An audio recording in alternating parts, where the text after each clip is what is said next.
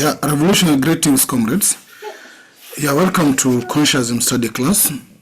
Of course, we are a study group, and it's a pleasure to have you with us. As usual, we do meet every Thursday to discuss the philosophy and ideology for decolonizing Africa. And this philosophy and ideology is actually conscientism. It's a Pan-African philosophy and ideology for decolonizing Africa. So yes, all members present feel most welcome, and it's an honor to have you with us today. Back to Brother Kwame. Maybe you can start us off. Brother Kwame? Yes, Brother Pigeon. Thank you for welcoming us. Yeah, let's proceed as usual. Can I make a very quick comment, if it's okay with everyone? I have seen in the chat somewhere is people seem to imply that Aristotle is Brother Pigeon. What's the word for a white person? Is it Muzungu or what's the word? Yeah, Muzungu.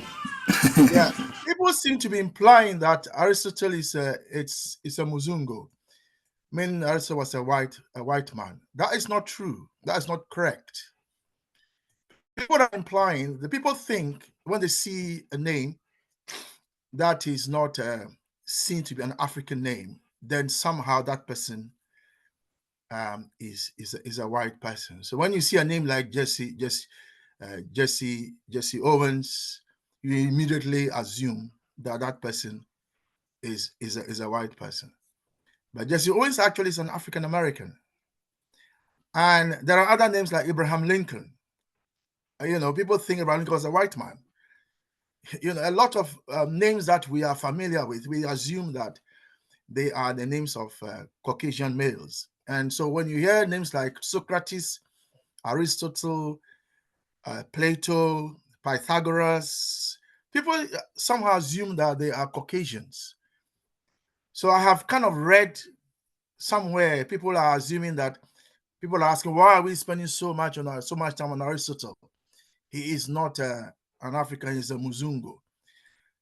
Brothers and sisters, let us understand that the perception that some of these people are Caucasian is part of what we have experienced as Africans through what is called the Erasure Project.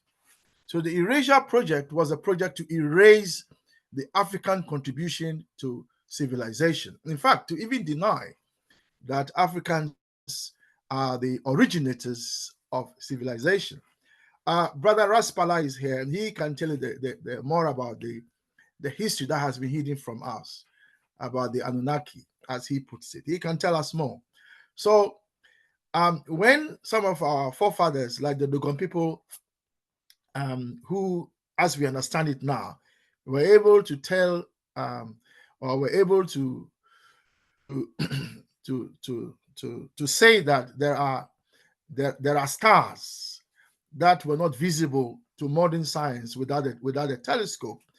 People are kind of mesmerized. How did Africans know somehow that there were these stars that were not visible to the human eye? I'm saying that this is all part of the racist erasure project.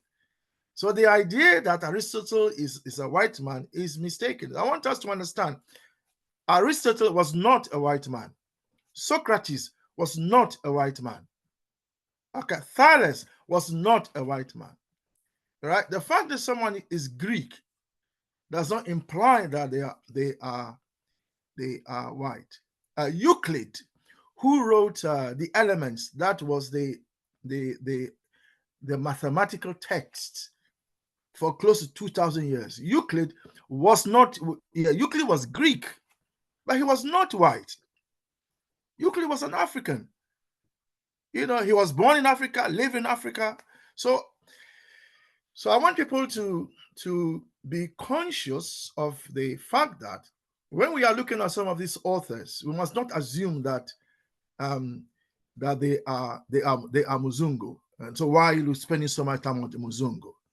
And that kind of perspective is itself racist. because you are in effect saying that if somebody has said something that is worth looking at, just because they are not Africans, we should not spend time looking at what they have said. When what they have said has implications for how we live today, and the fact that what Aristotle has had to say over the years what Aristotle has had to say has had implications for how Western civilization is today organized in terms of white supremacy. So I want to please appeal to brothers and sisters here not to assume that Aristotle is white. Aristotle was not a white man. In fact, Socrates and Orunmila of the Yoruba tradition lived around the same time. They both have the same. If you look at the history, Socrates and Orunmila have the same background. They were both blacksmiths, and so on and so forth. So I just thought I should make that clear. Thank you very much, Brother Pigeon. I thought I should make that clear. Thank you. Because I'm hearing that people think that Aristotle is a white man. Why are we spending so much time on a white man? Thank you. Thank you very much, Brother Kwame. And once again, permit me to recognize your presence, Sister Tapua from, of course, Zimbabwe, Brother Sam from South Africa, Joran Onaki from South Africa, Brother The King from, of course, Ghana, and Brother Howard Gain and Ewere, and Brother Kwame all in London, and yes, myself all in Britain, UK. I am in UK, but I'm not in London. Yeah. Yes, let me correct that, because we hear London and UK. Sometimes you are confusing the continent, whether it is Britain or UK or where is London. But yes, feel most welcome, comrades. Yeah, we are actually going to read the paragraphs highlighted, but one of the first paragraph highlighted was actually discussed partially in our last meeting. So in our last class, I think, Brother Kwame, you were not with us at the start by then, but we look at the previous paragraph where maybe if you could give a general comment on that before we go. If you can, share your thinking before we go, or if no, you can just share your thinking on these ones as well. We were looking at how we arrive at capitalism and socialism. So that's what we looked at in our last class, and actually on how individualism could lead to capitalism or could lead to socialism. And I think also how Nkrumah is trying to define socialism here in a proper context, and also the motives of both capitalism and socialism. Because it's very clear that according to the previous paragraph we read, to those who can remember, that capitalism main goal was to dominate and exploit, while socialism main goal was to support one another and make happiness of others a condition for the happiness of oneself. So that's what we actually discussed, the two paragraphs in the last class. And yes, we also touch on this paragraph now, that then was drawing on how individualism came in, but we never had enough time for all members to contribute, because we were all in the discussion deeply on understanding the revelation that's coming in from capitalism and socialism. So it took my time on that and very less time on the paragraphs before. So I would maybe request we start with the first paragraph first, and we share our thinking and link it as well before we move to the next paragraph. But Brother Kwame, yes?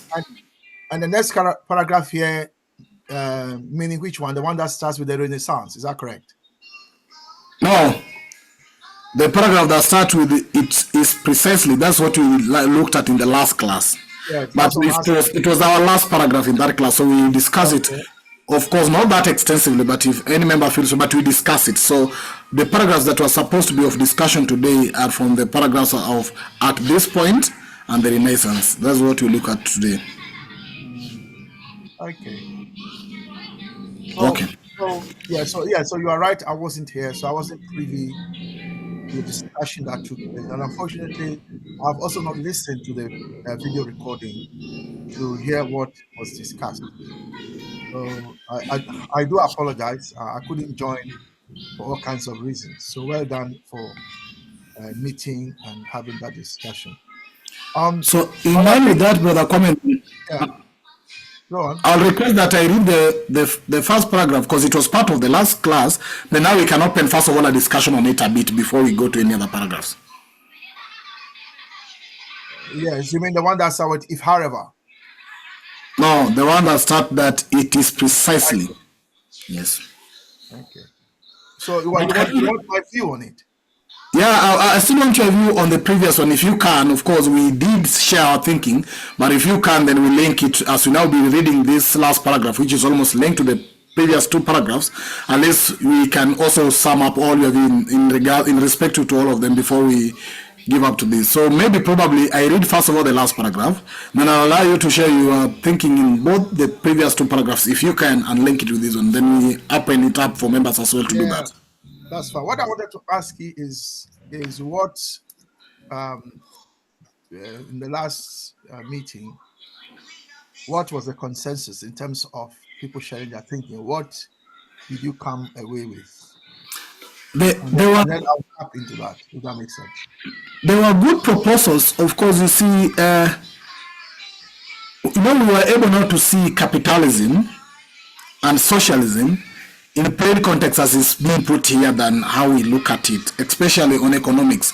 And also, key thing that came out is that you see, when John Stuart Mill was proposing that the government should have minimum regulation on citizens in regards to economics, then I realized that then that minimum regulation is more of like a free economy activity. That's what was coming out of this conversation. And then that type of economy is then what encouraged more of capitalism. And then members are like, okay, then government needs to have regulations on economics, on citizens, so that then it can take care of the welfare of all. And probably, maybe it's the role of the government to ensure that the welfare of all is taken into consideration, which means government ought to have actually control or put regulations on citizens, on minimum regulation on citizens, to ensure that all citizens in a country are taken care of. And that also came with something like, then does it mean that government should be a socialist government than a capitalist government in that regard? But people also came up with a question like, what do we do? What is the plan? Because now that we know out of what should be the purpose in regard to socialism aspect, which then was coming very clearly to us that we actually relate much with the socialist aspect, then what do we need to do to teach other people or teach ourselves why we exist? Because if you look at socialism in the second context, it was saying that if, however, one considers individualism not as giving to men an equal right to dominate and exploit one another, but as an imposing upon all of us the duty to support one another. Now, this was a very clear revelation that it is actually the duty for us to support one another, make the happiness of others a condition for our happiness. Then individualism, so conceive and practice, heads to society, to socialism. And people say then we need to teach even ourselves at our personal level. How do we relate? How do we see one another in our normal day-to-day activity? How do then government or society relate to one another? Do they relate to one another in the context of trying to dominate and exploit? And we think that it should actually be on the context of supporting one another. So proposals, Sister Tapua asked a question, what do we do? What programs can we have to ensure that this is actually reaching to the next generation? And how do we then change the leadership? So the issue of leadership came up a bit in the continent, for example. Are the continent led by capitalist or socialist leaders? And how do you change that? So there were so many suggestions in that line. But people were finding it that I think the differences here between capitalism and socialism was very explicitly explained here. Unless maybe any other member can remind me. I think Sister Tapua was there. If there's something she felt that I also did not cover of the concerns that were coming in. Okay, so Tapua, share that with us then, yeah? I think I'm remembering, hello everyone. I think I'm remembering what I brought up in terms of the words capitalism and socialism. Because we're looking at individualism either leading to capitalism or individualism either leading to socialism. But I was thinking we need to think more of an African philosophical position. Because if we take the word Ubuntu, neither capitalism nor socialism explains that. Even socialism, although there are elements that are similar, there's something about using the word Ubuntu in the African context with the African understanding that is lost when we try to translate it into English. And I think that's where we're going. So I was looking at the challenges that we have in using a language which is driven by capitalist intent and direction to try and mold something that fits in with the African understanding of who we should be as human beings, that we are looking at a person as being fundamental to everything that drives us, and not what the person does or what the person contributes. As Africans, we tend to want to value the person, irrespective of what the capitalist society could say this one brings to the table. So that was my contribution. And I still think it might not be tomorrow, but we need to be working towards building up a philosophical position that brings the African with us, the African in us with us. Thank you. Okay, but Setapua, isn't that what this philosophy is about, though? I mean, Yes, it is. consensus is an African position on these matters. I mean, the fact that we are looking at what some Greek scholars contributed to the discussion is simply that we are looking at what they have said and then how that has influenced white supremacy today and how that has contextualized where we are. But at the end of the day, we are Africans, and absolutely our philosophical position must be the African philosophical position. So if you are saying that Ubuntu or Mobuntu, you know, the humanity, the human being, however is conceived in the African philosophical context, then that is where we ought to start. Because remember that the underlying theme throughout consensusism is that we reject the idea that some people are superior to others. We reject the idea of supremacy, whether by birth, by color, by heritage, by education, however you want to define it. Yeah, we reject all that, and we affirm that the human beings are equal. Now, not because they have the same shoe size, they all wear the same shoe size, or because they all live in the same houses, or because they all have the same number of cows, and so on, but because fundamentally they all come from the same matter. They are all human beings in the sense that they have the same, if you like, scientific origin. Right? Yes. Brother Raspala can add to that in terms of how some groups have evolved out of the original man or the original woman. Yeah, but the point is that all of us come from the same matter. So even if we are reading what Aristotle has to say, and Aristotle has said a lot, and let's not think Aristotle is a white man. There are Africans who don't love Africans. There are Africans who take positions that are against the African position. Ruto is not a white man. Ruto is an African. But Ruto is running a government that is not in the interest of the Kenyan people. And the Kenyan youth are not happy. They are putting him in a coffin, blah, blah, blah, blah, blah. You understand? So let's remember that just because somebody says something that we don't like, that person is white. Even there are Africans who don't like. There are Africans who take positions that we absolutely detest. So let's bear that in mind. So I'm just saying that the African position, consensusism, takes the African position. Yeah, that's basically what I'm saying. Okay. Can I come in there, please? Yes. Yes. It's true in what he's saying, but I think what we have to do is maybe place somebody or put somebody who's representing us in that sphere, in the political sphere, because that way now we can move what we've got ahead, and we've got a voice. Where we are now, we're just a group that's set up to try and change the future of Africans in the near and the far future. So it's how do we achieve that? We've got to go through their process and that Yeah. process is Yeah. the democratic one, isn't it? So we need Yeah, to but yeah, brother Gail, that is a political question. That is it's a political question. I So, think this will yeah. all round down to politicising. Because you do, as I say, for us to make changes, we've got to do it politically. We can't do we don't want to be doing it through war. So we have to do it politically. We have to find a way of how we can change things in the future for our children.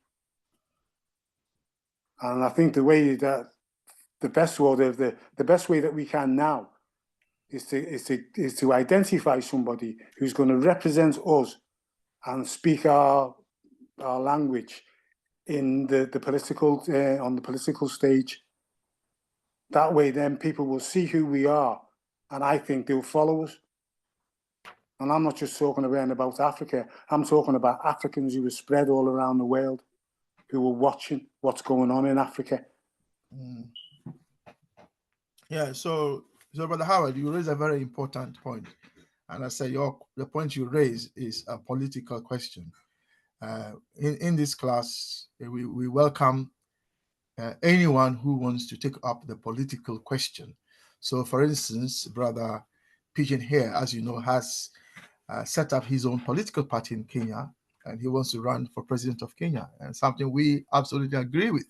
We would like some more young people to do that. The ACUP, who also attend our classes here, they also have registered a political party called the African Continental Unity Party. Again, we endorse that.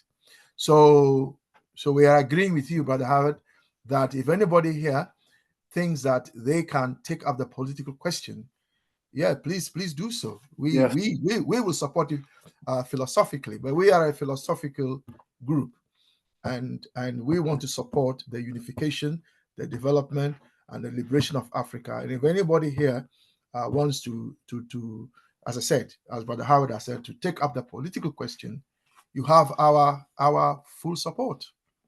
Yeah, you have our full support. So thank you, Brother Howard. So are we to summarize the discussion that took place last week? Yeah. And Sister Tapua has contributed to it, and Brother Pigeon was seeking my view, my view. So what I would say is that what I have heard, there's a lot to unpack in these things. So I will just go with the flow of what people have said. The thing with capitalism and socialism is that sometimes people can confuse philosophy, and people can confuse philosophy as a subject, I mean, with capitalism as a subject, and people can talk as if capitalism is itself a philosophy, and that socialism is itself a philosophy. Yeah. So when you talk about consensus, people and this is not far-fetched. I mean, in Ghana for a while, people thought that consensusism was socialism. So they tend to confuse the two or conflate the two. So let's be clear what we mean by philosophy and what we mean by capitalism and socialism in this context. So in this context, when we say philosophy, what we mean is how do we understand the universe in which we live? And in terms of how we understand it, there have been two main schools of thought. The first main school of thought says that our universe is made up of spirits and their ideas. Yeah. It's as if to say that the universe is in your head, if you like, or their spirits and so on. And the classical position in that, so that philosophy is called idealism. And the classical position is that there is, or there was, a person, and that person was a spirit, and they created the universe, and the universe itself is a spiritual entity. That is one school of thought. The opposing school of thought is that the universe is matter in the scientific sense, that nature as we know it has no origin. Nature as we know it is a self-existing entity. Nobody originated it. It has always been there, and it will always be there, and will never cease to exist. That no one, as it were, there was no being that created it. That nature itself has its own inherent laws called the laws of motion. And physicists will is Brother Carrington here? By the way, let me just check. Brother Carrington, are you here? Brother Carrington is here. So he can throw more light on the physicist's view of energy.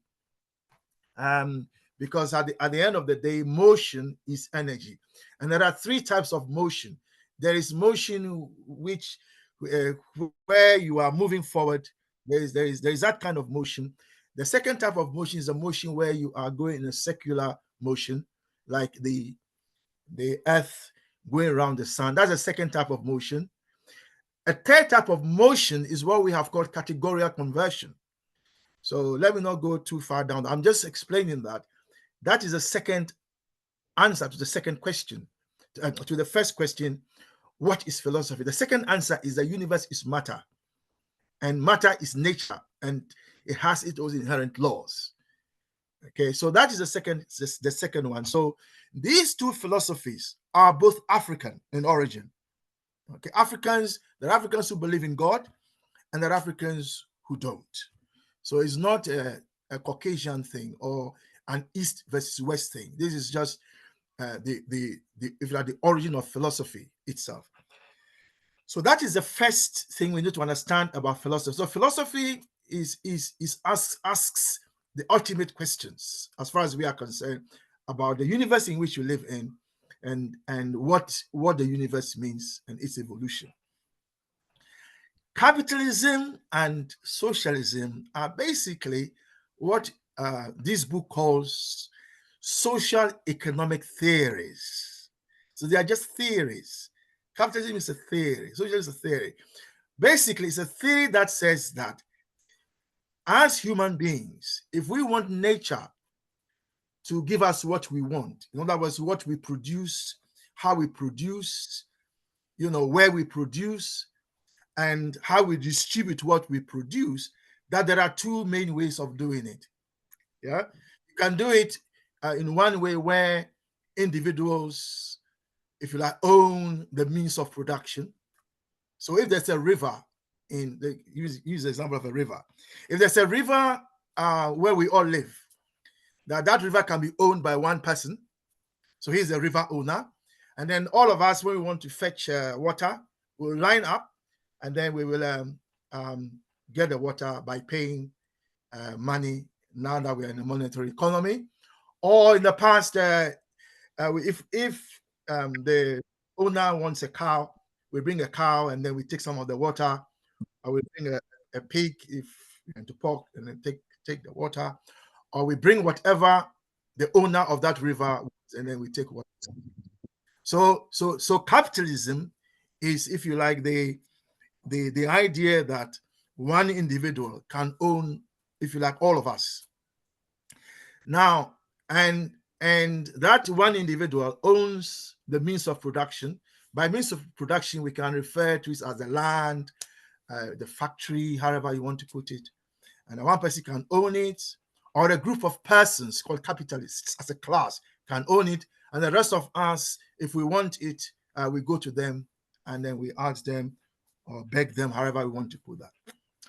Socialism says that, no, that river cannot be owned by one person. That river must be owned by all of us. And that river is a free gift of nature to humanity. Therefore, one individual cannot corner that river, because the river was there before that individual arrived on this planet. In fact, the rivers were there before we all arrived. So how come you own all this land when we all came and made the land here? That can't be right. So all of us, society, will own that river. And if anybody wants some of that river water, society will regulate how that river is shared, how the water is shared, and we will not allow anyone to pollute that river. So we control the river as a society, all of us. We protect the river, and then we also then regulate access to the river, and so on and so forth. So those are basically just theories on how we can organize production. It has nothing to do with philosophy, as it were, if you see what I mean. But what you can do is you can trace the philosophical answer that you give to the original question, what is our universe and how do we explain? You can trace it. From there, you can trace a philosophical line all the way to how you answer the question of production. So I just thought I should clarify that. So the capitalism and socialism that we are reading here are social political theories. Now, as Africans, the question is, which one, how do we want to organize society so that everyone benefits? So that is the question that we're all grappling with. The colonialists answered it for us. They said the way to do it is through the colonial system. The colonial government controls everything. If you want something, you go to the colonial government, this, that, we have seen, and so on, assimilation, non-assimilation, the British way, the French way, the German way, all that. And then after colonialism, we had to make a choice. Do we go down the capitalist route or do we go down the socialist route? Also, a lot of argument here and there. It was never resolved. Some of the leaders were killed, maimed, whatever. And we are still with the neo-colonial system. And it is not delivering the goods for us. There are people still hungry in Africa. There are still people without proper housing. There are still people, there are still children who are not in education. There are still women who are walking to the river to fetch water so men can have their bath. There are still women who are having children on hospital floors, and they are not having children in the ward. There are still hospitals that are crowded. There's still maternal death. There is child death. There's still malaria there. So the problems are still with us. They haven't been solved. So if capitalism is so wonderful, why hasn't it solved all these problems for us? But then try socialism, and then they try to kill you. They've tried and Brother Glenroy is here, he can throw more light on this. They've tried Cuba they've done everything to obliterate Cuba. Cuba hasn't ceased to exist. Cuba has shown that another way is possible. Now the Chinese Communist Party has shown that it's possible. Suddenly we are told that the Chinese way, as if you like it, that the Chinese are capitalists, even though the Chinese Communist Party is the one running China. Yet somehow we are told that it's capitalism. How that is the case, I don't know. So that is where we are. Okay. So to summarize, individualism, which is the idea that individuals have an inherent worth. So all human beings, including even those who are born with challenges, people who are born with physical challenges, whether they are born without a leg or without an eye or with a hole in their heart, whatever, they are still human beings. Yeah. And that they have initial worthiness as human beings. In other words, they are of value. The point these paragraphs are making is that argument that human beings have inherent worth, that you're not valuable because you're a worker. You're not valuable because you're a chief or a king. You're not valuable because you are a parent. You're not valuable because you are any of the. You are valuable for precisely the fact that you are a human being. That initial worthiness, that you are a valuable person, you are valuable. That is what the individualism is meant to capture.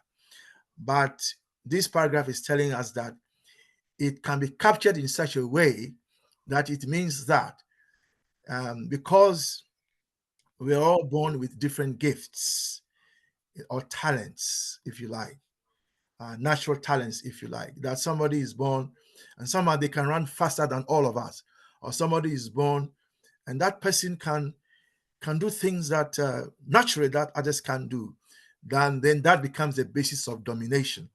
That becomes the basis of dominating others. And that and if that is the case, then you can lead to a situation where you have a social system where one individual or a group of individuals, because of a natural inheritance or social inheritance, are dominating others and walk over all the others. You can have that, or you can have a social system where that is controlled, and you have a situation where everyone is given the opportunity to develop themselves, and so there is not equal opportunity but equity. So that if you are a teacher, for instance, and you have a child in your class, say if you're a mathematics teacher, for example, and you have a child in your class who for some reason does not know his or her times table, and yet there's another child who knows his or her timetable by heart and can repeat the 12 times table. If you give them a task which requires knowing the times table, then you can see that the child who knows the timetable will do better than the child who doesn't have a times table. So talking about equal opportunities is not helpful. So you have to talk about equity. So equity here then means that you look at the child that doesn't know the times table, and then we put in structures so that child can compete with the child who knows the times table by heart. Because the child who knows the timetable was not born with it. Understand? It is a social context in which he or her grew up.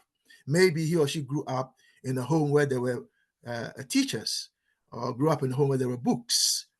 And so it's a result of that child's social context. Or maybe he was born because his parents were mathematics teachers. So he was born. So we should be equitable. So equity is not the same as equality, if you like. I think I should stop there, Brother Pigeon. Yeah, thank you, Brother Kwame. Now, in that regard, I'll then actually move to Brother Kwame was actually giving part of also sharing with us his thinking in the previous paragraphs of our previous class in regards to socialism and capitalism, and I want to thank you for that. For now, we'll have to move to our paragraphs for today, and as I've mentioned, I'll read them. But the first paragraph that is highlighted was actually discussed in our last class, but I think it will then form some basis to the next two paragraphs that are to be read today. So once we read, probably you will go around as usual, ask members to share their thinking in regards to the paragraph read, and then you can now maybe try to relate it to the contemporary Africa, but we are interested in you sharing your thinking in regards to the paragraph read. In that line, then I'll ask Brother Carrington. I know you're the one who commented on the paragraph I've highlighted now, the first paragraph, but I want him maybe to read for us both the paragraphs. Brother Carrington, are you in a position to do that? Yes. Okay. Yes, I am. All the three paragraphs, correct? Yes. Okay. Good evening, brothers and sisters, or morning, wherever you are in the world. I hope you're well as we watch the difficult situation unfolding in the Congo. It is precisely because individualism does not determine the form of social organization that both the capitalistic and socialistic traditions in Europe can trace their origins to the earliest Greek philosophers. Indeed, because the cultural history of Europe is the unfolding of a social dialectic, it is hardly surprising that antithetic strands of thought should simultaneously trace their spring and origin to the same cradle. The dialectic would not be full unless the antithesis were present. At this point, I must go back to the Renaissance. Because the Renaissance is often conceived as the emancipation of thought, as the time when thinking freed itself from all social and other limiting shackles. The Renaissance did indeed free itself from certain specific shackles. For example, it was in spirit profoundly non-religious. This particular aspect of it, however, remained largely endemic in the 16th century, except in the works of a few like Rabelais, who in his thought rejected Catholicism as well as Protestantism as huge irrelevances to Christianity. In order to negate the emancipation, Christian theology shiftily modified its position here and accepted a compromise there. Thank you. Thank you, Brother Carrington. I'll not say much. I'll just go around and ask members to share their thinking as per our tradition, and hope we'll be able to share all of us our thinking before our time is over. So I'll start with Sister Tapua. Sister Tapua, what's your thinking here? If you're not ready, let me know. You can say pass. Sister Tapua? Oh, I'm asking you to pass for now. Thank you. Okay. Brother the King?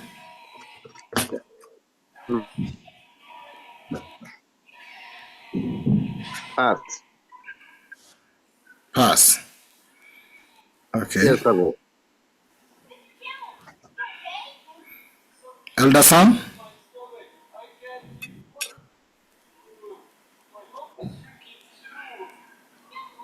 Elder Sam? Evening, Brother Pete. Good evening, everybody, brothers and sisters.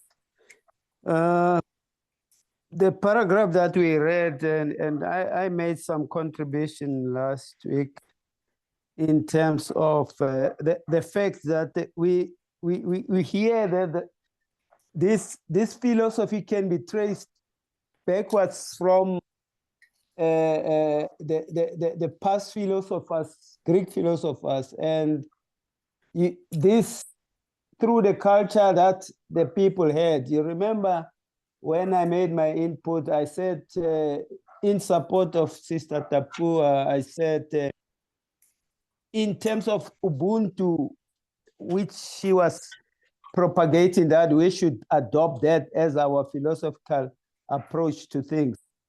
And I said, yes, if we go culturally too, we will also find that African people, by their own nature, they are a communal people, and they share everything. In an African society, families harbor each other, you know, like a hen that takes all its babies under its wing to defend it against everything. And when it looks for food, it does that for all the kids, no one separated from us.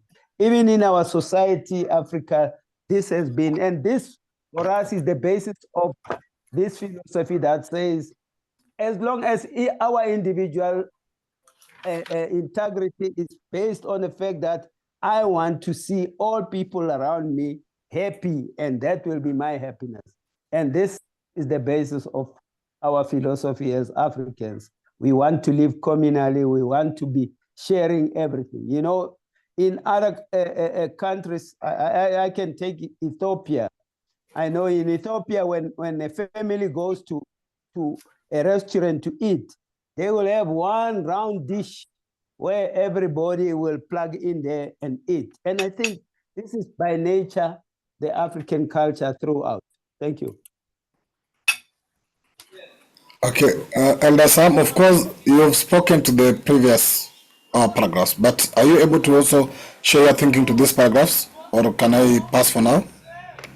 Oh, on the second one, I think the fact that they wanted to say these theories can be traced historically from our past philosophers, and that's when they also take us back to Renaissance. And if we take Renaissance as a period of our development, we know that that was the time when societies, especially in Europe, were moving out of what was called the Dark Ages, where there was wars, where there was killings, poverty, where there was all this, but where the church almost took the dominant part. And that period of Renaissance is when almost everything was changing, where people said we are moving from the dark age into the light age. And that's where you find human beings developing toward the right direction. Although that period was dominated by the arts, archaeology, and so forth, but most of societies developed from that period into what people started to see light in terms of things in the past. And if you remember at that stage, you find where the Roman Empire or the Roman Empire was also falling, and the Catholicism or Catholic preaching was now being challenged by the reformists, because now everybody was starting to see light. So in all these aspects, they are trying to show us that we can trace all the human development into our previous past, and it is all in these stages. And I think if you bring it to the context of today, what we are trying to do, we need not to forget what happened to us in the past. We must use the past to learn and strengthen ourselves to go to where we want to. So all the pitfalls that our leaders like Kwame Nkrumah, and that's why I probably believe he produced this book, to say there were pitfalls that they fell into, and we must be able to trace all those things backwards and then take them forward in our development. Thank you. Brother Carrington?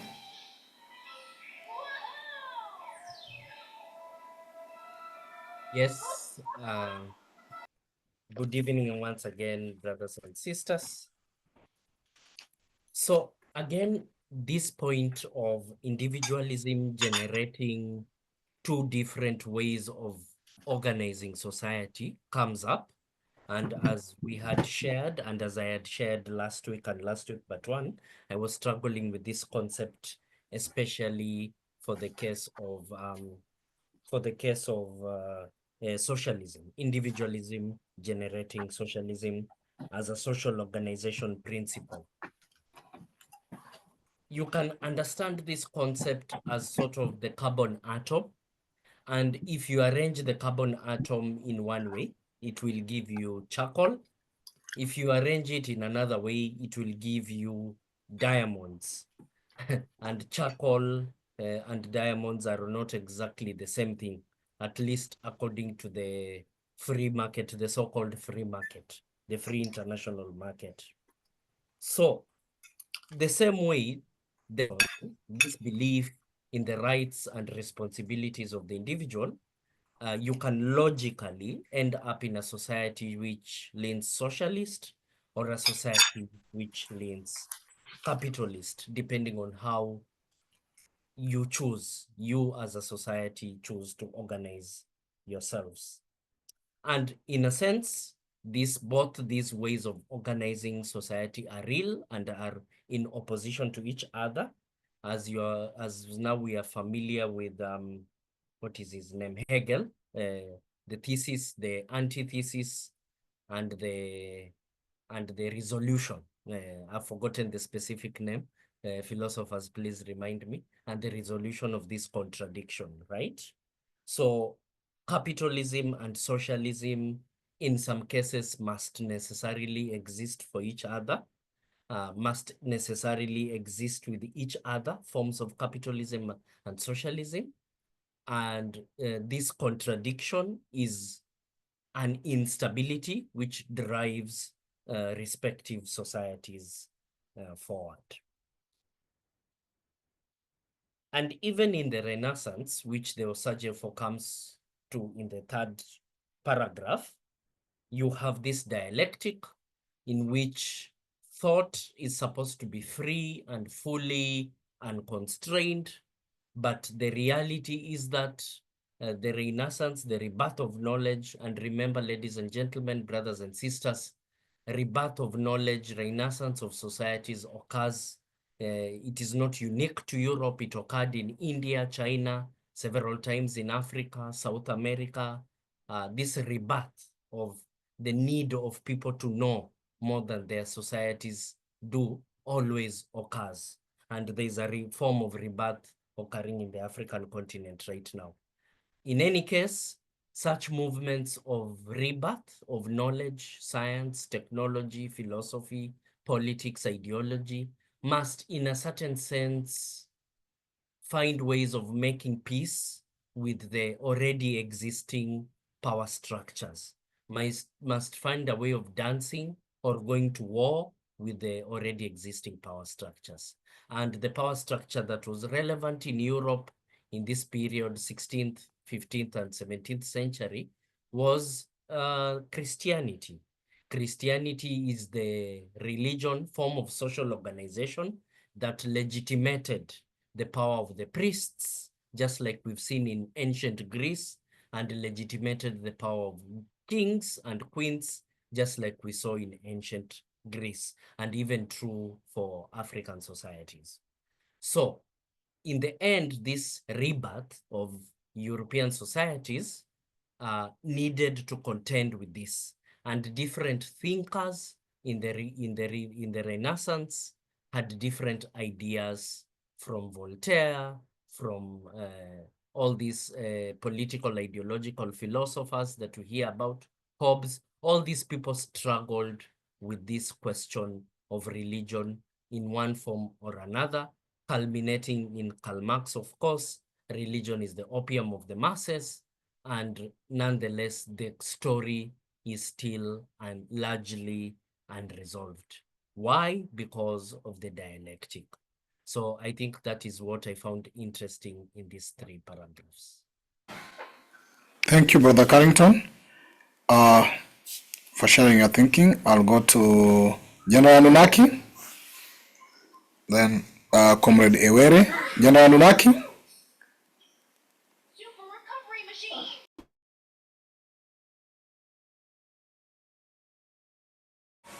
Okay. General Nunaki, if you are able to unmute yourself, please feel free to come and share your thinking.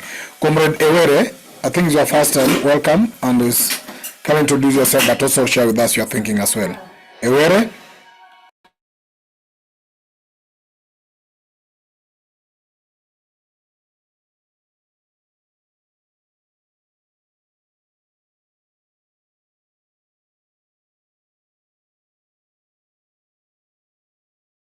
Hey, Comrade Ewere, can you hear me? If you're not able to share anything, feel free also just to introduce yourself, but it's okay. Comrade Raspala, I've got your message. Thank you. Okay. Ewere also, I've got your message. Thank you. So let me go to the next person. Sir Windhoek. Hope you're still with us. Sir Windhoek. No, Sir Windhoek Yes, is gone. greetings to everyone. Yeah, greetings, Sir Windhoek. Please Greetings to proceed. I joined the class late, but that shouldn't be an excuse. I just wanted somebody to explain what is meant by social dialectic as in a paragraph. Indeed, because the cultural history of Europe is the unfolding of a social dialectic.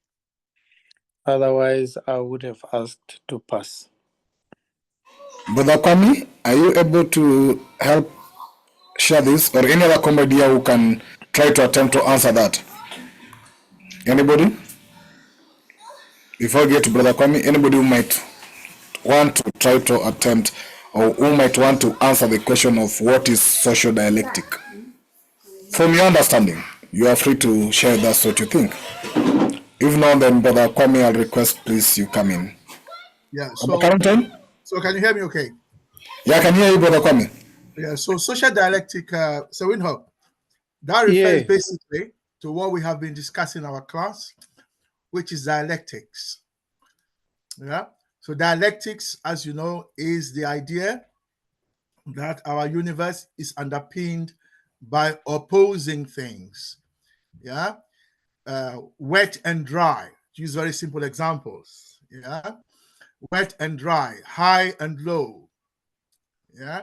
Positive and negative, sunrise and sunset, man and woman, male and female. Yeah. So our universe is underpinned by these opposing principles. However, these opposing principles are what make our universe a unity. So whereas the principles are opposing, they still constitute a unity. In other words, underpinned by everything you see that looks united are opposing principles. So social dialectic, therefore, is when you apply this dialectical principle to understand and analyze social phenomena, then you are talking about social dialectic, because then you are examining contradictions and interactions between different social groups, social classes, between ideologies, as we have been doing in our class. So we are, if you like, materialists, but we are not against idealism. Yeah, that's not our position, because we are not hardcore materialists. As Africans, we accept the existence of spirit, whereas there are materialists called hardcore materialists who don't accept the existence of spirit. They say it doesn't exist. So, and the idea is that these contradictions, which are another word for contradictions, are quarrel, another word is struggle, another word is fight, another word is, yeah. So these forces or these opposing things are the basis for change and development. So, for example, if we Africans want a new Africa, we have to fight for it. We have to put forward opposing positions as opposed to what we don't like. So if we don't like the fact that there are still children not in school, then we have to put forward a proposal that says full education for everyone. And then we fight for it. And when we fight for it, those who want society to be uneducated, because they don't want a literate society, because if you have a literate society that is mathematically literate, for instance, it means you can't pass a law that says that tomorrow 2 + 2 is 5. And if you have a mathematical illiterate society, then you can put up statistics in the public newspaper and mislead everybody. Yeah. But if the society is mathematically and statistically literate, you can't do that. And so the elites then find they can't control society if society is mathematically literate. And this is what underpins the change system. If you notice in Africa, across the continent, from around 1979 onwards, you notice the IMF funded educational change across the continent. And it laid emphasis not on what it was before those changes, where the emphasis was on, if like technological education, that we should all go to school, educate ourselves. There must be adult education. Our mothers and fathers who couldn't read were encouraged to go to evening schools. I don't know if you remember. You are too young to remember these things, some of you, but it was really changed. Anyway, all I'm saying is that if you try to fight for that, they will fight you. Those who want to be the only people whose children are educated, because if you have only a few people who are educated, then you can control the society, because they can talk all they like, but who will be the doctors? Who will be the lawyers? Who will be the MPs? Who will be? It is the educated. So they can talk all they like. If they're not educated, we can ignore them. And so this one will fight you. When you bring forward policies, so let's educate everyone, they'll fight you. So Windhoek, I'm saying that is what dialectics is. And this concept is rooted in the philosophical traditions of Socratic and Hegelian dialectics, but it was Marx that developed it.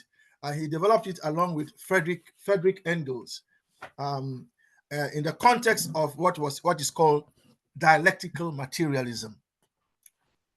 I hope that helps. Okay.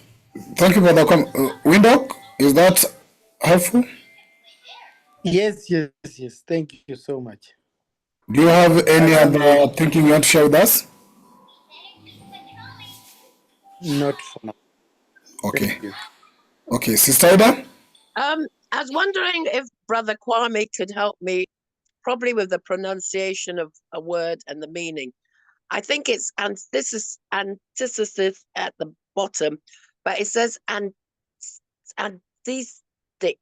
I can't pronounce it well. Antithesis. Antistic strands.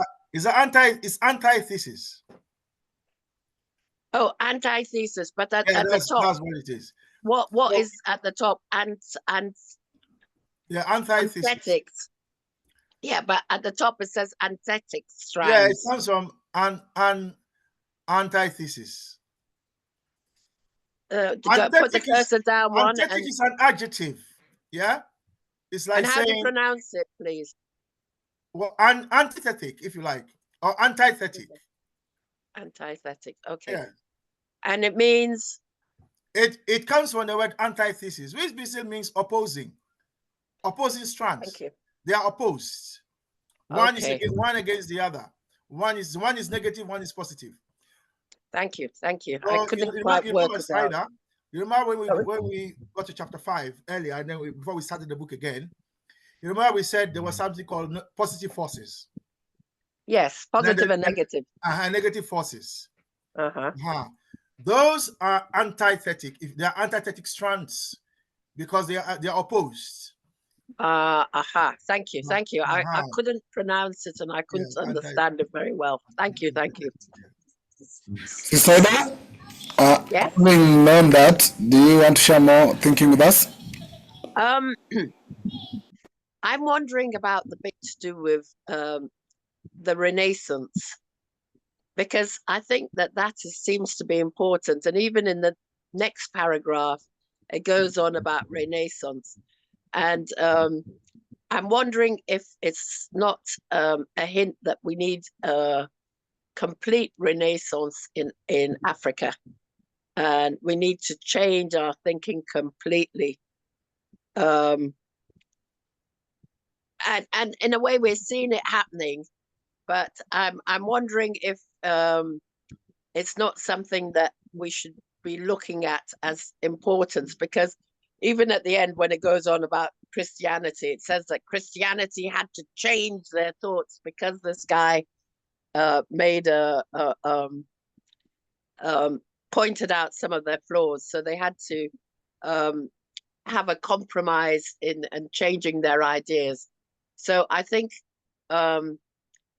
today we're at the cusp of a renaissance in that, at least for Ghana we are. And I think also for the Sahel states, I think even today we're hearing about a lot of things that are happening in Congo. And somehow there needs to be a reset of our thinking, of our way of doing things, all those sorts of things. Even Kenya's what generations Z. I mean, now you hear about it for different countries as well. So I think that we're almost at the cusp of a renaissance. Sister That's the Ida. best I can do. Thank you. Sister Ida. Yeah, Brother Pidgin. Yes, I'm listening. Okay. Brother Kwame, go ahead. Yeah, let me remind Sister Ida about something. Maybe she's forgotten. Sister Ida, and Brother Sam is here. So Brother Sam is Brother Sam still here? Yes, Brother Sam is here, so you can remind us. Brother Sam, do you remember "I Am an African" speech by one of your presidents? Yes, President. I am an African. You remember that speech? I remember it Aha! very well. President who? Thabo President Mbeki. Mbeki. Okay. So And what was he so saying? I am an African. I am. Yes? So when you talk about we need an African Renaissance, I Uh-huh. wanted just to remind you that Thabo Mbeki Uh-huh. was the one that championed this very idea you are referring to. And his famous speech in the South African Parliament, I am an African. That was on May 8th, 1996. I was in South Africa at the time. I heard that speech and I went, wow. I am an African. So what I was am he an saying African. he was So so if you African about? If you Google it, Uh-huh. read it. So Thabo Mbeki was the one that popularized the concept of the African Renaissance. Oh, in wow. in the late 20th century, with this speech in the South African Parliament. And his idea was not just a poetic or philosophical concept. He also wanted it to be a political and economic strategy aimed at empowering Africans to take control of their own development. Sister Tapoa, back to Ubuntu again. So I just thought I'll mention that, Sister Ida. Thank you. Okay. Thank you, Brother Conor. I think Brother Carrington has shared the link to that in the chat. Brother Carrington, is that the case? Wonderful. Thank you. Yes, Okay. yes. Thank you. One of the most famous speeches in Africa. Okay, Yes. thank you. Sister Tapoa? Thank you. What I'm reminded of in this passage is even a pure renaissance is not possible.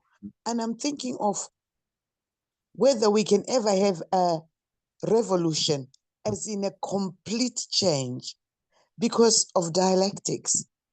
Because when one piece of the puzzle moves, it forces the others to move. So what we have here is a situation where during the Renaissance, there was movement from darkness to light.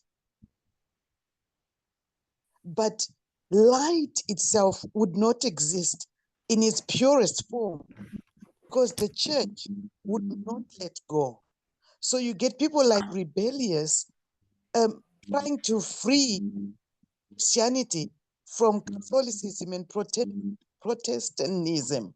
But the church makes its own move so that it remains relevant. The important lesson for us as Pan-Africanists is we're engaged in a dance where if we make a move, we cannot make a pure move that's going to upturn everything. Whatever move we make, there's got to be a response. So we need to be willing to continue the dance and move as best we can towards the direction that we need to go. Because we're not operating in a vacuum. Just like Rebellious with his rebellious thoughts made the church and Christian theology shift in order to remain relevant. So we're trying to fight for Africa. We're trying to fight for Africa to be one. But there are those people who, even in the African context, want to remain relevant. So this is why we then see the Rutos sometimes looking relevant. Sometimes some of the guys that we think we question their intention actually cordoning on to what we're saying and try to move as close to us as possible. So we really need to be aware of all these movements. This also explains the international position where when Europe and the rest of the white world saw the Black people around the world waking up, a lot of them went in order to remain relevant. Some of them even captured the essence of what we were trying to do in order to discredit it, to make themselves continue to be relevant. So it's a game of patience. That's what I'm learning from this. Thank you. Thank you, Sister Tapua. And it's very interesting how the church has been surviving. They survived during Socrates' move to Plato, and they were able to camouflage. I think this is almost the third time we are observing the church trying to adapt to to norms as they still want to retain their relevance. But yes, I'll allow Brother Kwame to comment on that a bit later once I go through to Brother Howard first. Yeah, Brother Carrington. Yes, yes, Brother Carrington, let me ask you yes, a physical question, yes. and your answer will then lead me to say what I'm about to say.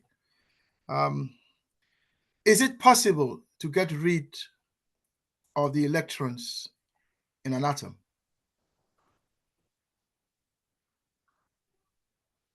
Yes, it is. Is it To possible to get rid? iodize. Is it possible to get rid of the protons in an atom? Yes, but with great amount of no, actually no. So you think it's possible to get rid of the electrons in an atom? It is possible to get rid of the electrons in an atom. It is possible to split an atom, but it is very difficult to remove the protons in an atom because of the strong force. Yes. What about the electrons? Revisit The that. electrons, it depends with the energy levels and the type of atom.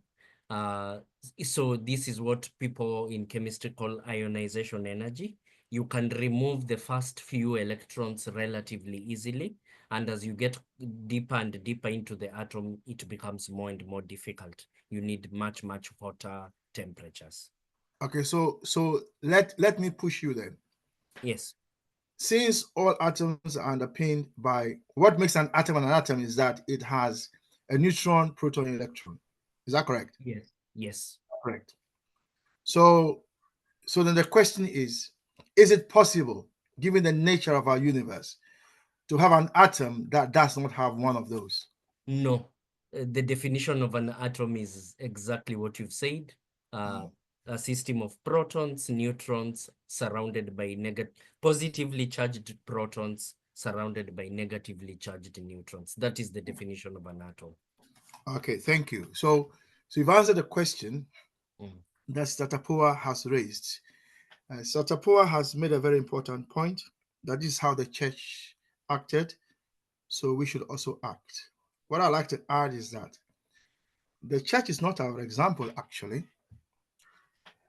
The reason, so Satapua is right, saying we should dance with our enemy.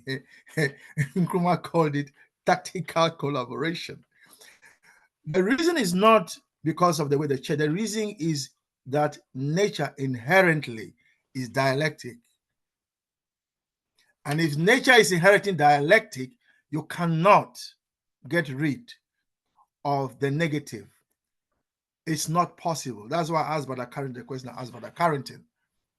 So even if you get rid of some electrons, as you go deeper down into the atom, you can't get rid of it, because that is what an atom is. And an atom is, if you like, I know they've come up with quarks and quarks and so on, is the building block of our universe. So you can't get rid of the dialectic that is underpaid, that underpins our universe. And that is what, if you recall, we read in chapter 5. I know it's a long time ago now, but in chapter 5, when we looked at positive and negative forces, you remember, the argument was that, yes, you can minimize negative forces. Yeah, you can minimize them by fighting them, but you can never get rid of them completely. So they can be small, they can be infinitely small, but it's not possible to get rid of them. It's like saying that you want to get rid of evil from within you as a human being, or you want to get rid of negative thoughts from you as a human being. How on earth will you be able to get rid of negative thinking or negative thoughts? Even when you don't like them, they'll still come into your head anyway. So the answer, so the reason that we have to, the reason we had a policy that we looked at in terms of action in chapter 5 is because of the nature of our universe, not because of the Catholic Church. So what the Catholics did is that they used it to their advantage. So they used their understanding of dialectics to their advantage. And what we also have to do as consciences is to use it for our advantage. Because as brother Pigeon said last week on the Saturday, talking about the presidency, to become a president is not a walk in the park, because there are forces against you. It's very difficult, because others also want the power, and so they will fight you, and you will fight them, and the people will decide. But if the people themselves can be swayed one way or the other. So yeah, I'll pause there. Thank you. Okay, thank you, Brother Kwame. I want to go to Brother Ewe. Please come into, of course, I know you might be having questions, but also feel free to share your thinking with us, and also probably to introduce yourself. I know it's the first time you're joining us, if that's okay. Brother Ewe? Oh, hi, everyone. I'm not sure if you can hear me. Can you tell me if you can hear me? Yes, but not that clearly, but we can. It's a bit muffled, but we can hear you. Okay, let me see if I can turn it up. Is this any better? Yes, you can proceed. Okay. Okay, so I'm going to stick to the paragraph. I understand the conveyance to talk about the Renaissance, but I think there's an idea of the Renaissance we're missing. The Renaissance shows a breakaway from a very dogmatic religious view. Imagine, I think it was someone earlier said that Africans are very spiritual. But when the spirituality becomes dogmatic, there is no way to actually determine what takes place in our lives, or in our world, in our politics, or in our communities outside of the spiritual ways we see the world. You cannot actually determine what nature does except through the spiritual. So we have sacrifices, we have prayers, rain dances, because we cannot separate ourselves from the spiritual climate we're in. By the point the Renaissance comes about, people are thinking and determining, I can inquire into nature directly. That's actually a big fundamental move and a maturing of the mind, because I'm not just ingratiating myself in the spiritual or the religious. I'm actually willing to inquire, whether it's empirically or to do it through some form of scientific diagnoses or analyzing the environment around ourselves. I see from the paragraph that he understands the dialectic, which I think is great, but the dialectic is only a means in which we take a thesis, a concept, and we see its opposite, and we combine the two together. So as long as I can conceptualize what is here, I can see the negative of the conceptual. When we combine the two together, we have an outcome which is different from both, which also moves us away from a dualistic worldview. So if you're only seeing that we have light and darkness, it's very dualistic, good, evil, dualistic. But to have synthesis, yeah, means we can determine that there is another capacity, a third way of existence, of being, of waiting to understand the environment surrounding ourselves. Yeah, the Renaissance is massive. For what it offers to the European mind is beneficial. And I don't think you should underestimate it as being something we can just do. It has to be practiced by the people in Africa for them to come to terms with there is a capacity to engage with nature outside of the religious view. And I'm Nigerian heritage. When I go to Nigeria, a lot of people like the religious view, a lot. Okay, thank you. Thank you. Sawindok, Brother Kwame, you can come in if you wanna maybe try to allow something, but let me get Sawindok first. Sawindok? Yes, Brother Kwame. Every Yes. day you refer to chapter 3, chapter 4, chapter 2. Is there a way that there is a beginner's class from chapter 1 that will run concurrent with this class, where it is, say, on another day and maybe the time slot? Thank you. Yeah, brother Sewinhog, you are in the beginners class. We are all in the beginners class, and we're all in the advanced class. We're all, yeah. So, brother Hiwere has just shared with us some of the ideas we have discussed in the past, you know, and yeah, the things he's discussed, we've shared here, and so yeah, so we are in the beginners class, advanced class, but if you feel that we should have a separate class that looks at fundamental ideas, I'm happy for us to organize that. Brother Pigeon will lead on that, because Constantism does take the position that you understand a lot of things. Yeah, I mean the book is quite heavy, and there's no doubt about that. Very heavy. But that is the point. Very heavy. Yeah, that's the point. If you want to defeat imperialism, it's not a walk in the park, to use brother Pigeon's language, or our brother P.L.O. Lumumba. It's not a walk in the park. It's hard work, because if you're going to defeat imperialism and neocolonialism, that means you are at the highest level of scientific, technological, engineering and the mathematical knowledge, understanding, and so on. And that is not going to be easy. I mean, there's a lot of Africans who are spiritual. That is true. But that doesn't mean, and Brother Iwere is aware of this, that all of us are spiritually inclined. But there are a lot of Africans, and there's a reason why Africans, some Africans or a lot of Africans, have the spiritual dimension, and we understand that it's because of the poverty. And why is the poverty there? Because some of our leaders just are not willing to put in the work. I mean, all of us here are aware of Brother Pigeon. Remind me, what is the name of that guy who is reputed to have had sex with, I don't know, 700 women and videoed them all and kept the videos? Is it Belshazzar? His name is. It's called Legonga. It's called Legonga. Aha. So here is an African leader who is in office. Instead of bettering the lives of the people, his job is to have sex with. In fact, he beat Solomon. Solomon had 700 wives and 300 concubines. This guy beat Solomon.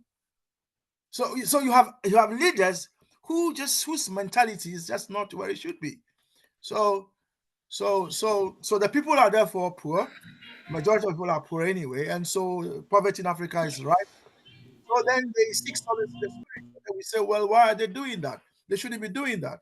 Well, if they shouldn't be doing that, instead of blaming them, let's provide an alternative. And brother, I don't know if he's still here, but I think he's gone. He's here. Brother Howard did mention that we need to take an interest in the political question. That means some of us here have to go out there and decide to be the presidents or the prime ministers to take office so that we can help our people. Anyway, let me pause there. Yes. We are happy to put together a beginners class. Okay. If members feel that is what they need, we're happy to do that. We are here to serve. Okay, thank you, Brother Kwame. I think also in line with what you're saying, our initial class was not recorded. When we started this new class, actually I think all sessions, just from the beginning of the book, we decided to record them for the purposes of also maybe persons or people who will feel like they are missing something, or they might want a reference on this. Just to let you know how intense this has been, we are in page 48 for almost 2 years. That tells you how we take it that critically. But we've done something good, that we have recorded them and availed all the sessions for anybody who might want to. And it will be also for other generations that will have to come in future. I think we will be setting, and we are setting a foundation. So we are the philosophers of the next generation. They'll sit down and listen to what we are philosophizing here. As much as it's become hard to us, they'll find it like we are trying to actually tackle hard things in a simple way. So yes, but we also hear what you say, brother. in line with that, I'm checking on my time, so I still have to get to brother Gleroy, then brother Howard, and also we have brother Coco. So permit me just to go through that, and then maybe I can allow other members to come back again. So Elder Glenn, please. Yes, greetings. I'm very interested in listening.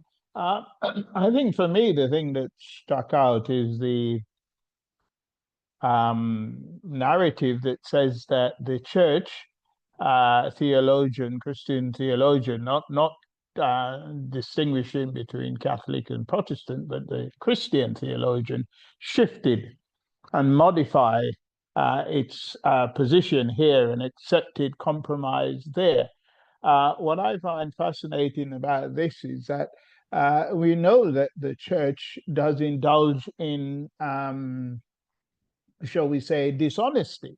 And therefore, what was it compromising on? Was it simply the dishonest part of its philosophy, or indeed some core value? And what were they? So I think when we think of the Renaissance and think of things that took place, I think we should be very careful about the benefit of it and indeed what it is that might be expected of us to compromise on. I do think it does say that we wouldn't compromise, but it does bring up the issue. If we are having a renaissance, people will be thinking of what can we get rid of, what can we do to fit in, as it's been suggested that the Christian philosophers did. And I think that it refers to two strands. Obviously, there are many more strands of Christianity, Catholicism and Protestantism. But then it seemed to say the compromise was on the Christian philosophy, not on the individual religious aspect. So I find that fascinating, and I think that's something that requires more research as to what were they giving up. Were they giving up anything of value? Were they giving up things that were exposed as not true and dishonest in any case? So I look forward to hearing more about what it was they were compromising on. Thank you. Brother Glenroy, the answer is yes. They were exactly what you just said. They were there. They were. So you remember one of the reformers was called the German Martin Luther, and Martin Luther is basically the church was lying when it said you could buy your way to heaven, and the church was lying. So yeah, you are right, sir. they did lie, and yeah. So just very very very quickly, let me make this point. A lot of times when the people mention the Renaissance and the Reformation, they forget what is also called the Counter-Reformation. So the Counter-Reformation is what this paragraph is talking about. So the Counter-Reformation is how the church acted against the Renaissance and the Reformers. So that is what we sometimes forget. And there are three, if you like, aspects to this. There was the Council of Trent.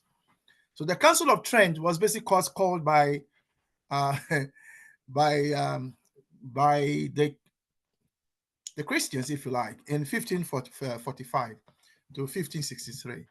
And the council addressed criticisms from the Protestant reformers.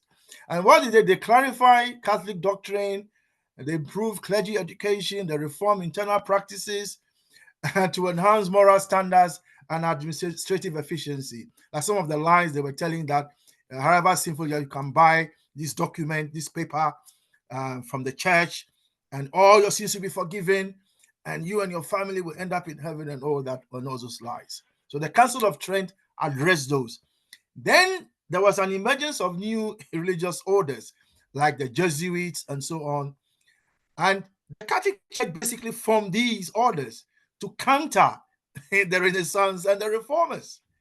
You see, and their job, the job of the Jesuits, was to help spread the faith globally and to adapt to local cultures. So you can imagine the church really counted the Reformation. Then the third one was art and architecture. And it was called the Baroque style. Basically, it was a kind of art and architecture that, if you like, encourage spiritism.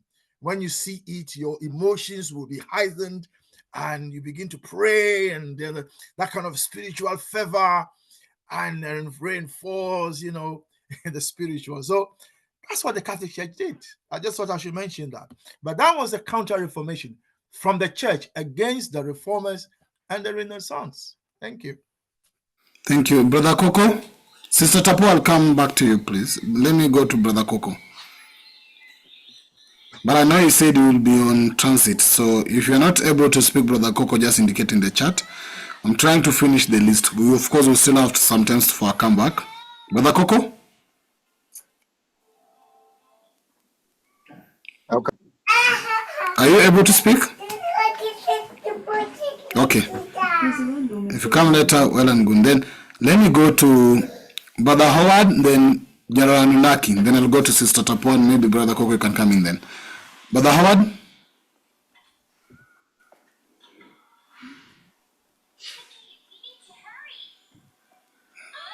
Brother Howard? Okay. Okay. General Anunnaki?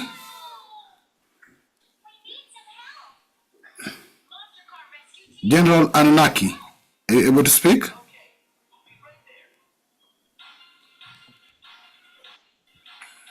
Okay. Sister Tapua, come in. Yes, thank you.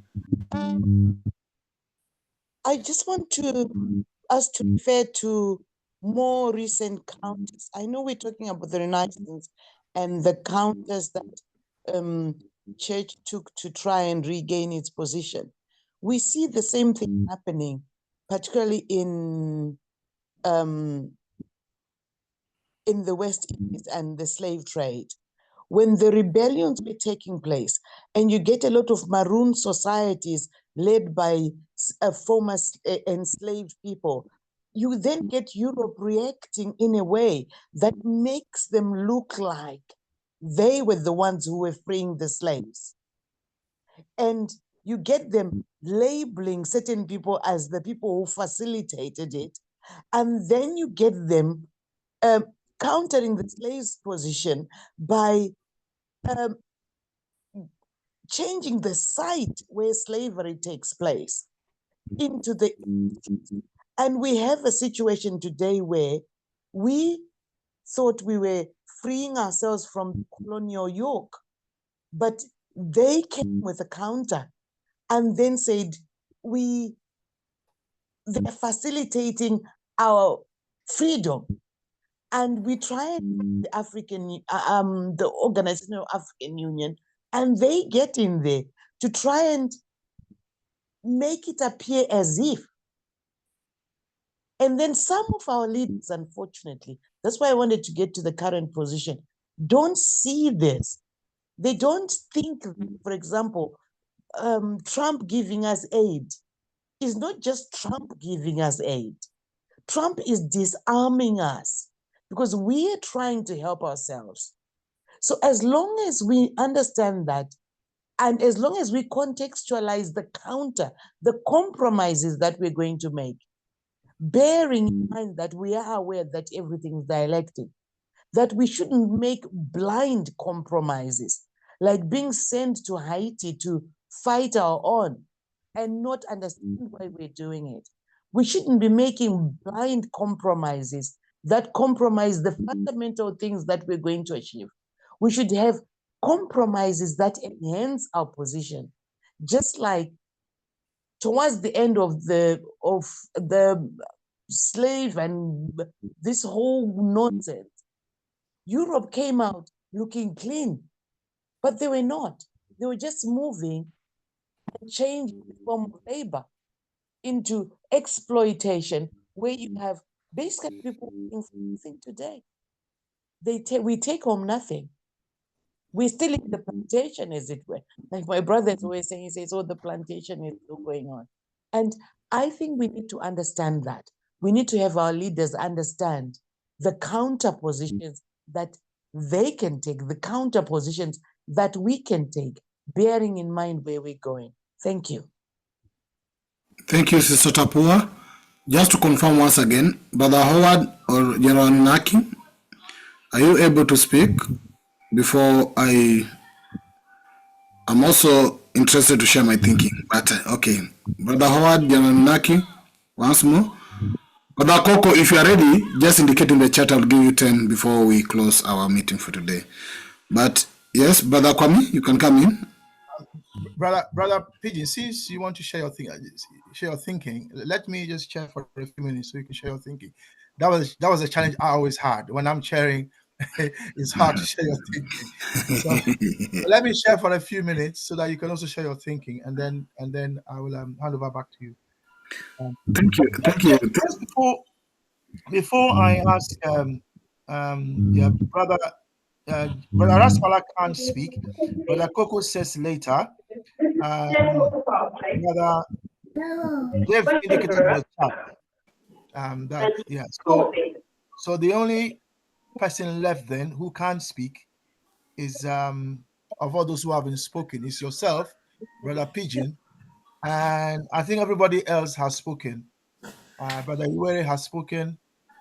Yeah. So yeah, Brother Guerrero has also spoken. So Sister Tapua, in the chat, you said that, and I quote, therefore, humanity cannot get rid of either black or white people. We must exist together in balance.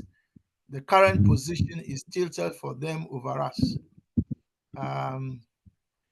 The first statement is philosophically problematic. Therefore, humanity cannot get rid of either black or white people.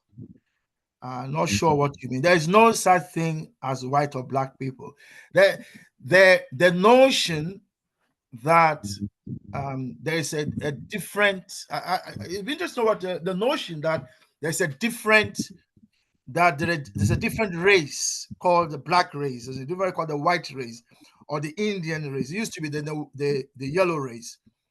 That is problematic. There is only one human race. And then within this human race, yes, there are different, if you like, ethnicities. And scientifically, there's no such thing as a white people.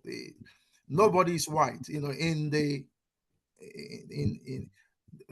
concept of whiteness is a scientific, it's a spurious, as we now know, has a spurious scientific basis, which, as you know, is what the Nazis and so on fed. Brother Gloria has his hand up, so maybe he wants to come in. So, Brother Gloria, please come in. Yeah, I just really just want to put to the House the complete lack of benefit with the facts. Sorry, I don't know what I'm doing there, trying to lower my hand. Complete lack of benefit in that factual statement. Of course, there is only one race.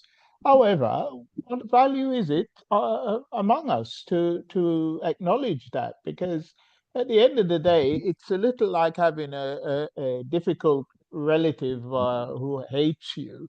And all you keep doing is saying, well, we're still family, but the person hates you. And I'm not saying that about all white people, but obviously there is an issue here that we can't just simply say that.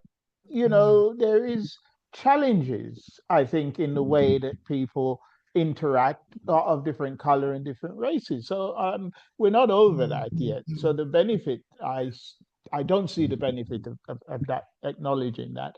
And the other thing to say is when people talk about, and I've heard people say, oh, the white race will disappear in this amount of time or whatever. I wish people would remember that Africans create all the other races. So unless we disappear, we will recreate these other races. So I think Yes, people, yes. So, Brother Glenroy, can you hold your thought there? Let me come back, and then you can come back. Maybe we can have. I'm No, it's finished. fine. I'm We finished. can have another time to discuss this, because I think this came up on a Saturday, and Sister Ida, I don't know if Sister Ida is still here. She wasn't very pleased with that discussion. But you are going to the heart of something now. The fact that a scientific position is correct, that is a scientific position, that there's only one human race. Yeah. And if a particular group in that race, human race, have decided to construct a falsity for their benefit, it doesn't mean that we should acknowledge that there are different races, as it were. And it is for us as Africans. I don't think we are saying, Brother Glenroy, that we are a family and that we should just sit down and sing kumbaya, kumbaya, and everything is okay, even though the guy is killing you. So just because my family member is a capitalist and he's black, does that mean capitalism is okay? Of course not. Capitalism is wrong, whether is being managed by a black person or a white person. So Brother Glenroy, I don't think we are saying that that the family has no problems, that the human family has no problem. But at the same time, we cannot accept something that is scientifically false.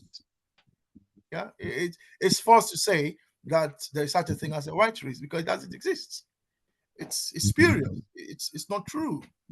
But yes, there's such a thing as white supremacy. It exists. We acknowledge that, and it's devious. It's wrong. It has negative consequences for us, and so on and so forth. Yes, we acknowledge that, but it doesn't follow that. Therefore, we should deny a scientific position, which is that it's not true that there are different races. Yeah. Brother Coco, Brother Glenroy, feel free to come back if you want. Brother Coco. Greetings. Do you hear me? Yes. Do you hear me? We can hear you, brother. Oh, thank you very much. Oh, is that we Brother are back Coco or Brother again. Glenroy? Who is speaking, Brother Coco or Brother Glenroy? Coco. No, okay. it was Brother Coco. I was just saying I could hear him. Oh, okay. All right. Okay. Yeah, Brother Coco, please go on, and then Brother PG will come because he needs to also share his views. All right, thank you. Let me not be long then. Trump, when he was put onto the throne of America, he said God saved him so he could save America. And funny enough, this is the statement which we argued about with my wife, who felt that, yes, God saved Trump so Trump could rule America, could save America in a way. So that taught me that regardless of what I do, what I say, it's some people, they have their own way of seeing things or their own perceptions. And I think you just alluded to that, to say there are different peoples. Africans are different. It's a matter of how do we unite all of these different people into one. There's that dialectics. It will always be there. It will always be there. And we can't eradicate it completely. And I think this is where the church managed to be a chameleon. I'll go back and say that again. The Christianity has survived all these years because it morphs into something else all the time. It changes, it adapts new ideas. And you said ideology. Ideology is the story. Ideology is the answer. We need to find our own ideology as Pan-Africanists to say, this is where we are going and this is how we are going to do it. And this is how we managed to survive all of these years.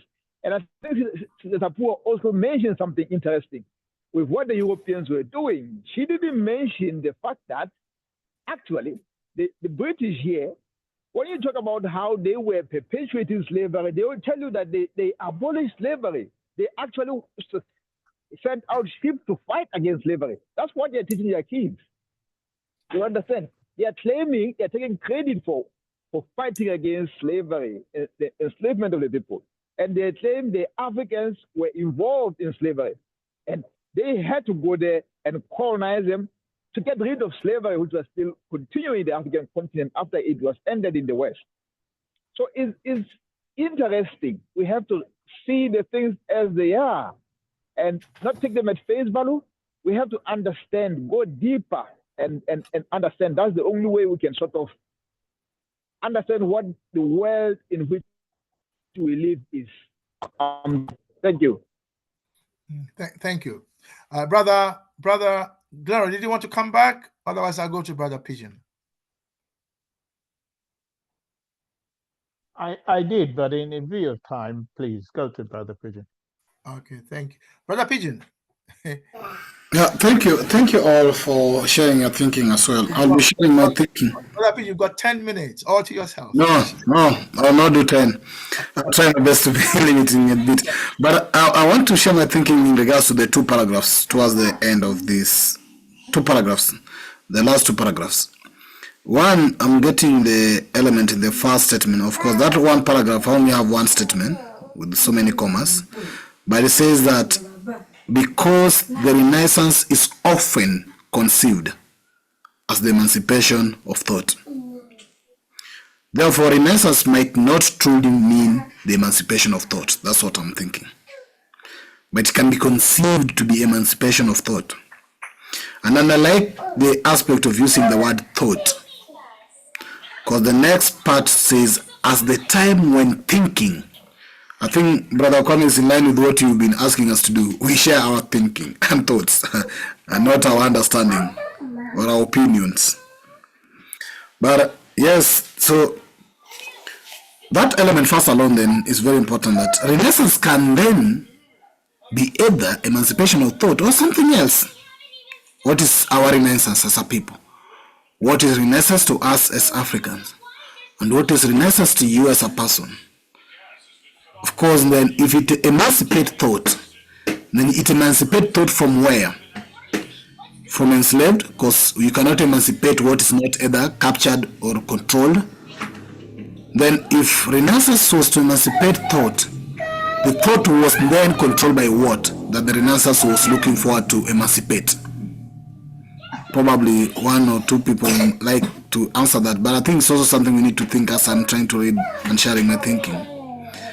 It means that the thought were controlled, but there was a need to emancipate that thinking. Because then it says that as the time when thinking freed itself. So thinking freed itself. It was never freed.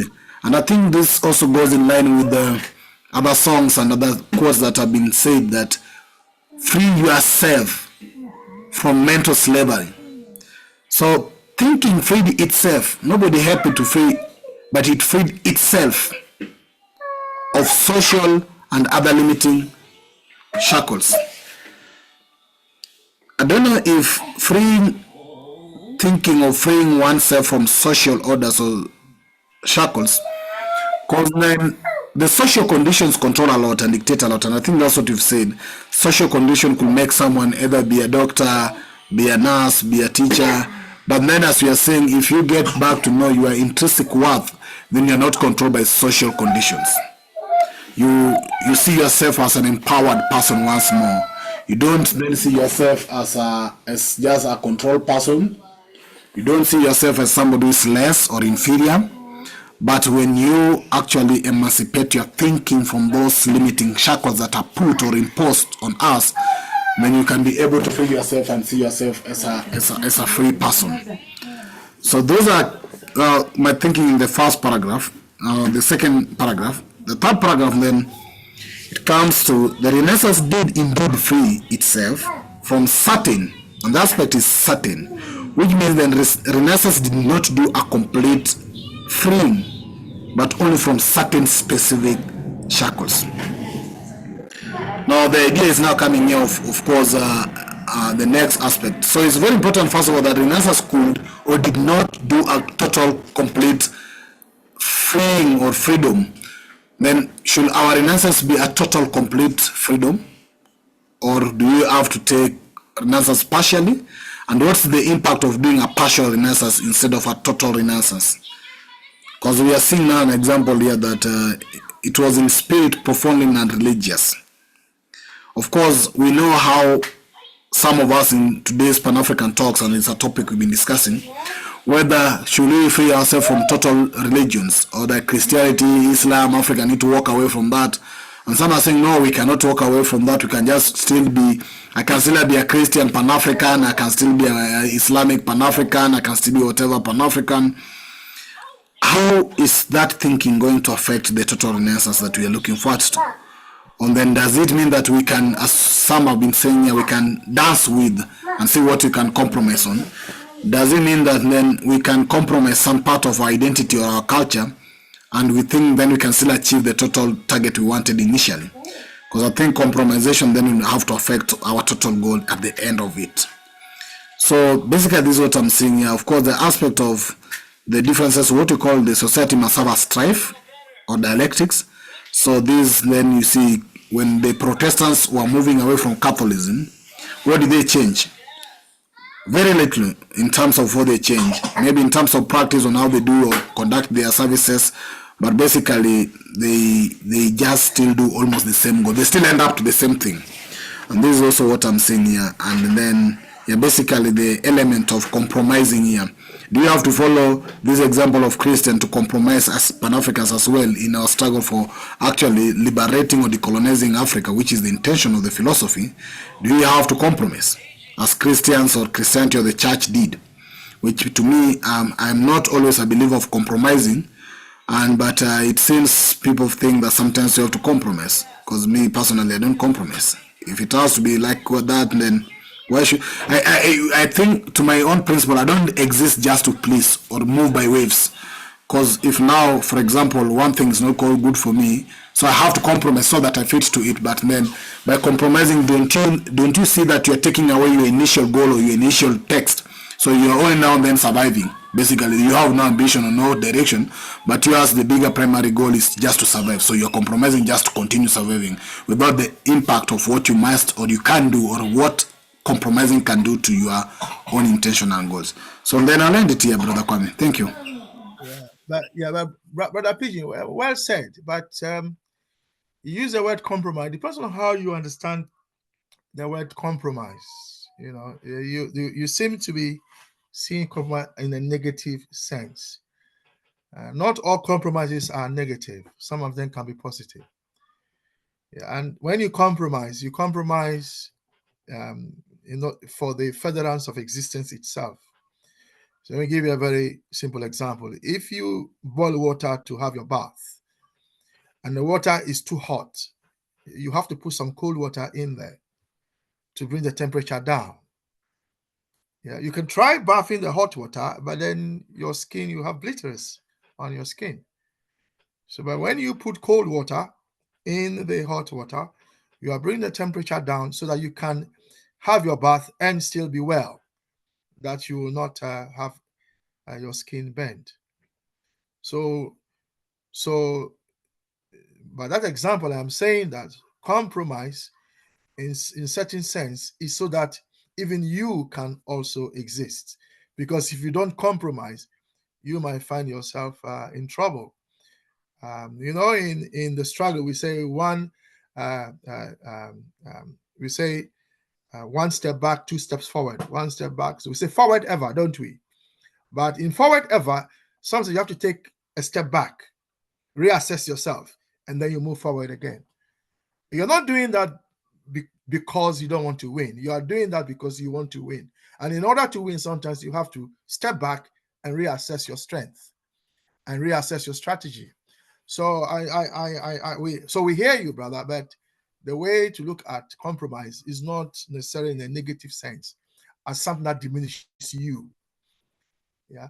In fact, as I said, in Kwame Nkrumah called it tactical collaboration. Remember, he was in prison when he won his election, and then he was taken out of prison and made the leader of government business.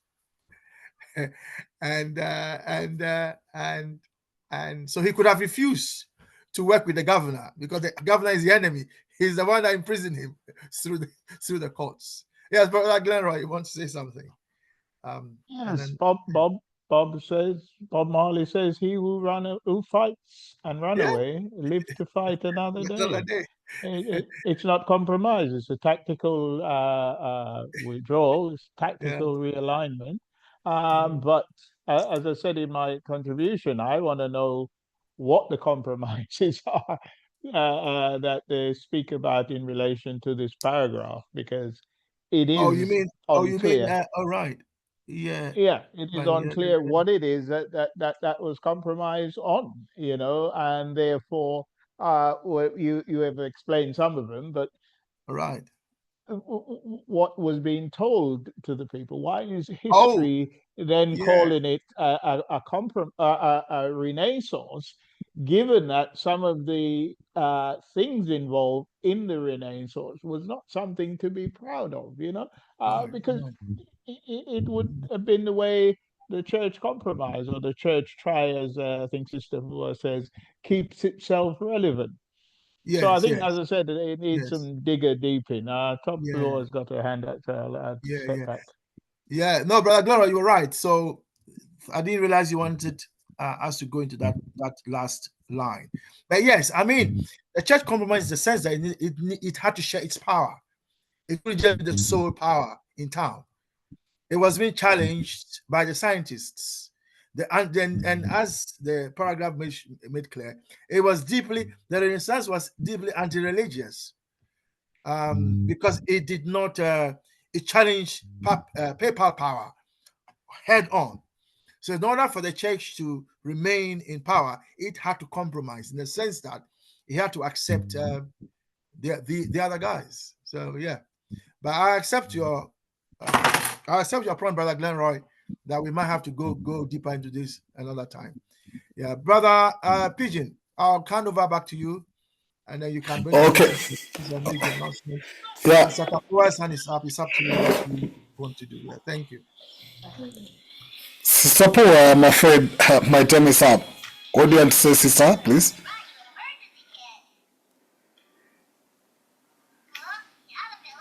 Okay. Sister Tapua, and then what do you want to say, sister, please?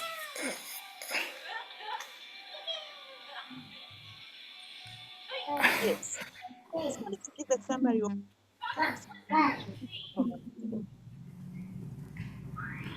Okay. the Bible was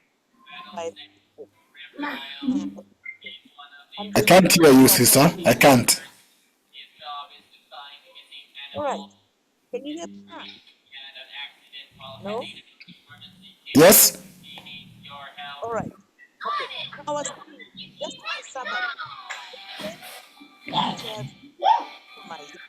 For a start, the Bible was only Sister, I'm afraid I can't hear you, and my time is up, please. Yes, let's have it next time, please. I can't hear what you're saying. I don't know your muffled why, but you are so audible before. Just to be cautious of time, comrades, we are 3 minutes past time and we don't go past time. So please permit me, we don't end it. We are adjourned. I'm told meetings don't end. They are adjourned to the next session. So basically what you're doing, you are adjourning to the next session next time. So please just bear with us. We won't have time to go further than this. But I want to thank you all because there's a lot that's coming anytime we engage in this. So thank you for your attendance. Thank you for your time. And thank you for continuously sharing your thinking, because you're not paid to do that. You do it voluntarily. And you keep this conversation going. As I've said before, we are setting up a reference to the next generation. We've sent our audio and video recordings are available on our YouTube channel. I do this every week on Tuesday or Thursday. Last week are now available. and you don't know who might benefit from your contribution in the future. When the younger generation will be coming up and they want to look at consciousness, they'll find your thinking very important to guide. So anytime you come here, don't just only think that you share it for us, but know that there's a generation that will be looking into this and looking back and will be inspired by what we do. So thank you very much for continuously sharing your thinking with us. And this Saturday we'll be looking at the AU reforms. We've been working on AU a bit. We did the Agenda 2063. We are now going back to the same AU reforms. And in light with what is coming up in the continent today, in light with the issues of Ruto's statement that I've shared in our broadcast list on the reforms they want to do. So we are looking to that conversation. Saturday is always Africa Unification Forum. So please, if you find time, join us this Saturday, the same time, 6 p.m. GMT. I'll always share the link with you and let's have the conversation. We learn a lot in this conversation and we get inspired every day. We are also having a library. I've been sharing this. Our Pan-African library is now having over thousands of books and Pan-African books, including these Renaissance topics, all books. We have over thousands of books talking about Africa, both in the continent and outside the continent, in diaspora. Please get in touch with me if you want to be part of that library. I always share around 30 books every day in the morning, cutters of support of some of our members as well. So get in touch with us as well in regards to that. We have started Tuesday Kiswahili class, so feel also free to join our Kiswahili class so that you can learn some Kiswahili language so that you can connect as a people. Thank to Elder Glero who's been joining the class and any other members, Sister Ida sometimes join. So feel free also to join us and we continue this. All these are what CSG do to contribute to this Pan-African discussion. So this is the main activity, but you have so many activities. So without taking too much of your time, please have a lovely evening or morning or afternoon from wherever you're joining us. See you on Saturday. Thank you. Bye, everybody. Thanks. Bye.